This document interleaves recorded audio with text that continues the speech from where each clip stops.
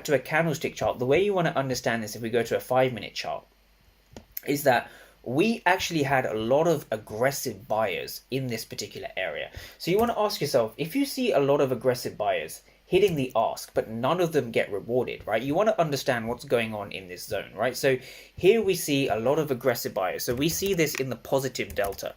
So understanding what's going on 1 hour before the New York session is very important to understand, right? So you see a positive delta.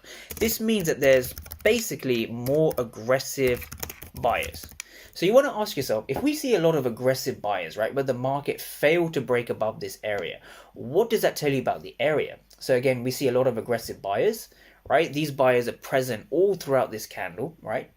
So aggressive buyers that are not being rewarded simply means that passive sellers are at this zone. So this zone is being supported by passive sellers, right? So one thing to understand as basic knowledge is that passive sellers drive price lower and passive buyers drive price higher. So where you see passive participants in the market, this simply means that those participants are in control. So we know that passive sellers are at this area, and therefore we know sellers are in control, right?